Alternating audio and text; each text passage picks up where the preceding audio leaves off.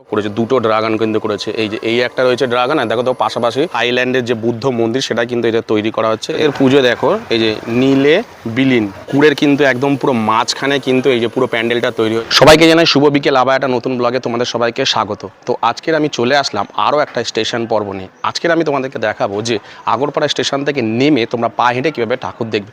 তো চলো বেশি কথা না বলে ভিডিওটা শুরু করি। তো এই যে 1 নম্বর প্ল্যাটফর্মে একদম ধার ধরে, এই যে দেখো ধার ধরে এসে দেখো, এই যে দেখো রেলগেট পড়বে, রেলগেটটা পার হতে হবে। এই দেখো একটা ব্যানার দিয়ে এসে দেখো পুরীর জগন্নাথ ধাম, ঠিক ওই দিকেই যেতে হবে। ওই দিকেই কিন্তু পরপর দুটো পুজো পড়বে, একদম সোজা গেলেই মিনিট দুয়েক গেলেই কিন্তু পুজোটা পড়বে। তো চলো যাই।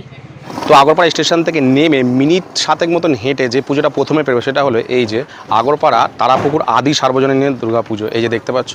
তো এবছর এদের পুজো দেখো, এই যে নীলে বিলীন দেখতে পাচ্ছ, তারাপুকুর আদি সার্বজনীন দুর্গোৎসব। আর এই যে এদের প্যান্ডেল দেখো।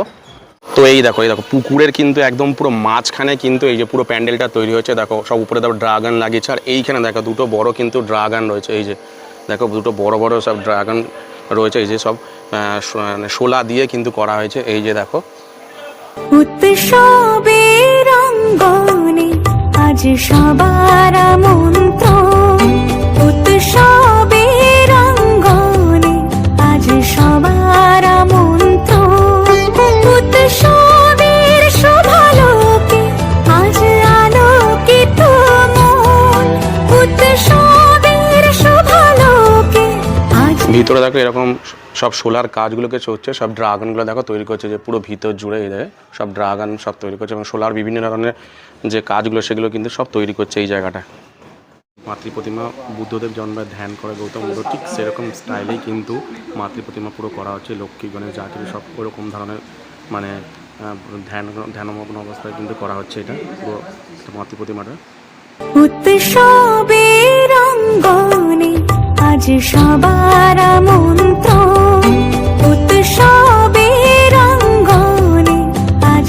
তো এই তারাপুকুর আদি বারোয়ারিটা দেখে আসার পর আবার স্টেশনের দিকে ব্যাকে আসবো। ব্যাকে এসে দেখো, এই দেখো গলিতেই এই ডান দিকে একটা গলি পড়বে, দেখো পুরী বলে লেখা আছে, যে পুরী জগন্নাথ ধাম এবছর এদের ভাবনা হচ্ছে পশ্চিমপল্লী। অর্থাৎ এই যে স্টেশন রোড থেকে যে আসলাম, এসে এই বাঁদিকে কিন্তু পুজোটা পড়বে। আমরা আগে আদি বারোয়ারিটা দেখে আসলাম, দেখে এসে আবার এসে এই ডান দিকে যাব। ডান দিকে একদম সোজা গেলেই মিনিট দুয়েক হাঁটলেই কিন্তু এই তোমার পশ্চিমপল্লীর পুজোটা পেয়ে যাব। তো চলো যাই।